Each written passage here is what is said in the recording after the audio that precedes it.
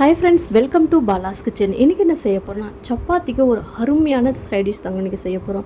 நிச்சயமாக சொல்கிறேங்க, இது போல் நீங்கள் செய்திருக்கவே மாட்டீங்க. முள்ளங்கி காலிஃப்ளவர் வச்சு அருமையான ஒரு கிரேவி செய்ய போகிறோம். வாங்க இன்றைக்கி எப்படி செய்கிறதுன்னு பார்க்கலாம். அதுக்கு ஃபஸ்ட்டு ஒரு மிக்சி சாறு எடுத்துக்கோங்க. இப்போ இதில் ஒரு 1/4 மூடி தேங்காவை நல்லா பொடிசாக கட் பண்ணி மிக்சி சாரில் சேர்த்துக்கோங்க. 2 பச்சை மிளகா காரத்துக்கு சேர்த்துக்கோங்க. இப்போ இதில் 1 ஸ்பூன் அளவுக்கு சோம்பு சேர்த்துக்கோங்க. ஒரே ஒரு பட்டை துண்டு சேர்த்துக்கோங்க, வாசனைக்கு ஒசரம் சேர்த்துக்கோங்க. இப்போ இது எல்லாத்தையுமே நல்லா பேஸ்ட்டாக அரைச்சி எடுத்து வச்சுருங்க. இப்போ ஒரு கடாயை எடுத்துகிட்டு தேவையான அளவுக்கு எண்ணெய் சேர்த்துக்கோங்க. ஒரு 1/2 ஸ்பூன் அளவுக்கு சோம்பு, 2 பிரிஞ்சி இலை மட்டும் சேர்த்துக்கோங்க. இது மட்டும் போதும், பிரியாணி ஸ்பெஷலாக அதிகமாக வேண்டாம். இப்போ இதில் ஒரு பெரிய வெங்காயத்தை கட் பண்ணிவிட்டு இப்போ சேர்த்துக்கோங்க. வெங்காயம் நல்லா வதங்கி வரட்டும். இப்போ இதெல்லாம் வாசனைக்கு ஒரு கொத்து கருவேப்பிலையும் சேர்த்துக்கோங்க. 1 ஸ்பூன் அளவுக்கு இஞ்சி பூண்டு பேஸ்ட்டு சேர்த்து நல்லா பச்சை வாசனை போகிற அளவுக்கு இதை நல்லா வதக்கி கொடுங்க. இது நல்லா வதங்கி வந்த உடனே இதில் ஒரு 4 புதினா இலையை சேர்த்துக்கோங்க. இது நல்லா சேர்க்கும் போது உங்களுக்கு வாசனை சூப்பராக இருக்குங்க. இப்போ இது நல்லா கலந்து கொடுத்துருங்க. இது நல்லா கலந்து கொடுத்துட்டு இப்போ நம்ம காய்கறி சேர்த்துக்கலாம். நான் காலிஃப்ளவரை நல்லா சின்ன சின்ன பீஸாக கட் பண்ணி சுடுதண்ணில் மஞ்சள்தூள் போட்டு நல்லா இது போல் எடுத்து செய்து வச்சுருக்கேன். தண்ணியை வடிகட்டிட்டு இப்போ இதோட கூட சேர்த்துக்கோங்க.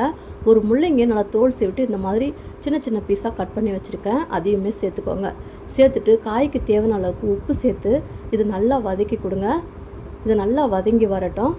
இது நல்லா வதங்கி வந்த பிறகு நம்ம இப்போ மசாலா பொடியை சேர்த்துக்கலாம். இப்போ இதில் 1 ஸ்பூன் அளவுக்கு சில்லி பவுட்ரு, 1/4 ஸ்பூன் மஞ்சள் பொடி, குழம்பு மிளகா பொடி 1 ஸ்பூன் அளவுக்கு சேர்த்துக்கோங்க. உங்கள்கிட்ட குழம்பு மிளகா பொடி இல்லைனா 1 ஸ்பூன் சில்லி பவுட்ரு, 1/4 ஸ்பூன் மஞ்சள் பொடி, 1/2 ஸ்பூன் அளவுக்கு தனியா பொடி சேர்த்துட்டுக்கோங்க. இப்போ இது நல்லா மிக்ஸ் பண்ணி கொடுங்க. இப்போ நம்ம அரைச்சி வச்சோம் இல்லைங்களா மசாலா, அதையும் சேர்த்துக்கலாம். இப்போ இதை சேர்த்துட்டு இதுக்கு தேவையான அளவுக்கு தண்ணி சேர்த்துக்கோங்க. தண்ணி சேர்த்துட்டு இப்போ இதை நல்லா மிக்ஸ் பண்ணி கொடுங்க.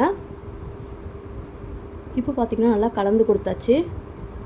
இப்போ உங்களுக்கு தேவையான அளவுக்கு தண்ணி விட்டுக்கலாம். உங்களுக்கு எவ்வளோ கிரேவி தேவையோ அந்த அளவுக்கு நீங்கள் தண்ணி சேர்த்துக்கோங்க. தண்ணி சேர்த்துட்டு இது போல் நல்லா கலந்து கொடுங்க. நல்லா கலந்து கொடுத்துட்டு இப்போ இது லைட்டாக கொதித்து வரட்டுங்க. இது லைட்டாக கொதி வரும்போது ஒரே ஒரு தக்காளியை இந்த மாதிரி ரஃப்பாக கட் பண்ணி சேர்த்துக்கோங்க. தக்காளி உங்களுக்கு அங்கங்கே தெரியும் போது இது பார்க்கவும் அழகாக இருக்கும், சாப்பிடவும் டேஸ்டியாக இருக்குங்க. இப்போ இது லைட்டாக மிக்ஸ் பண்ணி கொடுத்துட்டு இதை நம்ம இப்போ மூடி வச்சிடலாம். பிளேட்டை போட்டுட்டு மூடி வச்சுருங்க. இது ஒரு 15 நிமிஷம் அப்படியே மீடியம் ஃப்ளேம்லேயே இருக்கட்டுங்க. 15 நிமிஷத்துக்கு அப்புறமா நம்ம ஓப்பன் பண்ணி பார்க்கலாம். பாருங்கள், எண்ணெய் பிரிஞ்சு கிரேவி நல்லா வந்துருச்சு. இப்போ இதில் கொஞ்சமாக கொத்தமல்லி தூவிட்டு இறக்கி சப்பாத்தியோடு சாப்பிட்டு பாருங்கள், டேஸ்ட்டு வேறு லெவலில் இருக்கும். மிஸ் பண்ணாமல் நீங்களும் இதே போல் ஒரு தடவை நீங்கள் செய்து பார்த்துட்டு இந்த கிரேவி எப்படி வந்துச்சுன்னு உங்கள் ஃபீட்பேக்கை மறக்காமல் கமெண்ட்டில் ஷேர் பண்ணுங்கள். இந்த வீடியோ பிடிச்சிருந்தா லைக் பண்ணி சப்ஸ்கிரைப் பண்ணி வச்சுக்கோங்க. உங்கள் ஃப்ரெண்ட்ஸ் அண்ட் ஃபேமிலிக்கு ஷேர் பண்ணி விடுங்க. இது சப்பாத்திக்கு மட்டும் இல்லைங்க, இட்லி, தோசை, இடியாப்பம் அட்டகாசமாக இருக்கும். எல்லாத்துக்குமே ரைஸுக்கு கூட வேறு லெவலில் இருக்குங்க. இதே போல் கண்டிப்பாக ஒரு தடவை நீங்களும் செய்து பாருங்கள். இன்னொரு வீடியோவில் பார்க்கலாம். தேங்க்யூ.